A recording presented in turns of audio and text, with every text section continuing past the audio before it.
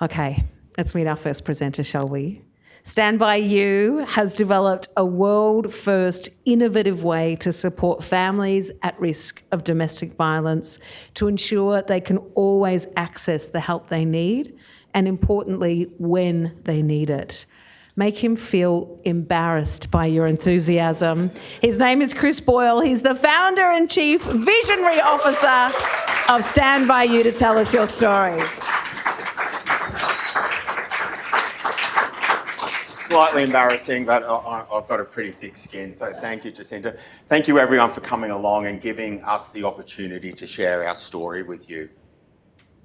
I'm going to take you into a bit of a world where some of you may know about, many of you will read about. But I'm also going to share with you solutions that I promise can, will, and have saved lives. Did you know, right here in Queensland, every year, police receive 185,000 calls a year in relation to domestic violence alone.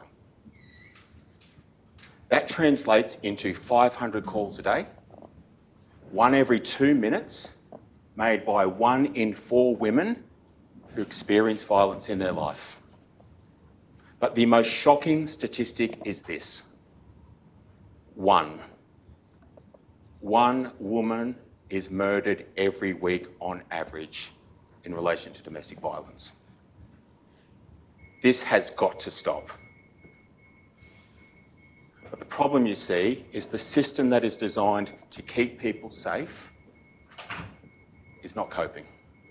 It's overwhelmed. And those women and children who reach out for help often can only do that when they are hurt or when they are in danger. Women like Cheryl, who I want to share a bit of a story with. I've met Cheryl recently. Cheryl just found out that her partner, who almost put her in a coffin 3 years ago, was just released from prison. Her heart goes into her mouth. She goes to Coomera Police Station and she asks them, "What can you do to keep me and my children safe, because he is going to hurt us?" Police says, "Nothing. There is nothing we can do, Cheryl, because no crime has been committed. But be sure when it does, give us a call. Get in that queue." So for her, safety looks like this. She goes home, her prison sentence starts because his has ended. She locks the door, shuts the curtains, doesn't go outside. Kids have stopped going to school, worried every second. They are sleeping in the same room every night because they're too scared to be alone. Well, Cheryl's not really sleeping because she's so worried every single second. She's exhausted from doing safety that when she tries to sleep, she can just hear her breathing in and out. Suddenly, there's a dog bark. There's a gate that creaks. There's a car door closing. Her heart starts to race a bit faster. She's scared. And then there's a shadow at the window. There's a rattling on the door handle. She is now terrified. How can she even reach to her phone when her hand is shaking, let alone call 000 and talk to them about who she is, where she is, what's happening? And her mind goes back to her earlier conversation at the station when she said, "This is going to happen." And they didn't believe her. And she felt helpless and she felt hopeless. And she is worried right now in that moment whether she will be tomorrow's headline. But on this occasion, police didn't send her just home. They sent her to StandbyU and they said to her, "Go and get a shield." She walks in, we meet with her, and we provide her a device after we've had a bit of a chat with her like this. That when her heart starts to beat this time, all she has to do is press that button and her entire network, that wasn't people being rude with their phones, that was the network being mobilised. They get this call and now we are able to hear everything that is happening in her environment. We have Rona, we have Mick, we have Ian, all on the call. Being able to do a plan to able mobilise to keep her and her children safe. This is a real story. And what we know is that families are not passive to the impacts of abuse and violence. Families want to help, they just need to know how. And those connections are the single most important factor to a healthy and happy life, full stop. And at StandbyU, our focus is on connections, and our purpose is crystal clear. It is the prevention of those wicked social problems like domestic violence, but through the mobilisation of family and friends. We have developed our Shields technology, which is the world first. It's 3 simple steps: people, plan, and device. We connect those people who are vulnerable to those people who care, at any moment will drop anything to keep those loved ones safe. Quick show of hands right now in the room. Who would leave here right now tonight if you had a call from someone you loved and they needed you right now? That is the world that we want to live in. But we need your help to achieve that goal. Right now, StandbyU has 125 women and children on our waiting list across Queensland, desperate for a shield. And for every $1,000 raised tonight, we give them the safety and peace of mind to connect them who are at risk to those people like you who would drop anything at any time to keep them safe. Now, why do we do this work? Because we know connections change lives. But we also know in some of those moments, connections also save lives. Thank you very much for your time. That's incredible, Chris. I'm not going to be funny at this point because how meaningful and how important that work is in this innovation. We're going to open up questions from you. If you have any questions, we've got microphones going around. Just raise your hand. It's a really good opportunity to dig into some of the ideas you've heard so that you think, well, you know what, I was going to give 1,000, but I'll give 25,000. Just helps substantiate the argument. When you get home and you say, we dropped 25K this evening. Tell me about the technology. How does it work? And this is a world first, as you said. It is a world first. So there's a lot of alarming devices that go out there, but our solution sits in the back end that the device function, it comes in the form of a button like this or a watch like this. It's for ease of use, where I don't have to say anything, I just have to press a button. Now, what happens when this button is pressed? We've designed a cloud-based solution that does workflows, that opens up a call line and a workflow that says, who are the people who nominated to get that call, who get that information? Their phones ring, and it's like the old reverse charges. You have to accept the call. This is far too important to see a missed call. It will call and call until one of those people accepts the call, they're joined in. We send location via SMS, because if you think about what do these women and children have to do in that danger moment by getting to their phone after they've unlocked it, they have to say who they are, where they are, what's happening. That's context. We provide that context. If you can hear what's happening, you know who I am, and we send location also via SMS and email, so you've got all of that information without having to say a word. So here's the location that comes through. It's in the cloud, so we are infinitely scalable.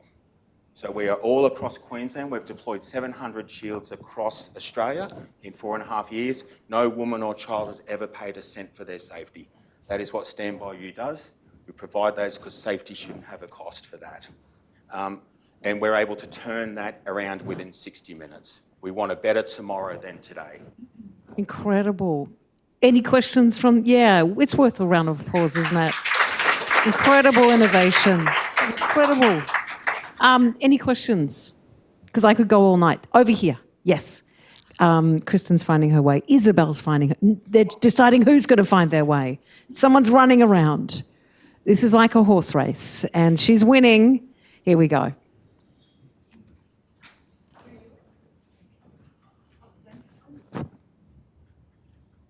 Oh, thank you for that. Very interesting. My only concern, or a point I'd like clarified, does the disc just go to family contacts or friends who've been nominated, or does it also go to the police? My concern would be, for example, let's say, God forbid, this happened to my daughter. She called me I race around there would be lots of situations where that was just one more person being put into the line of fire. So I'm just wondering where the police step in. Really glad you allow me to Sure, explore how that's- we do that responder piece. So when we talk about the people and the plan is actually what we do with those responders, because what I didn't show you in that demonstration answers that exact question.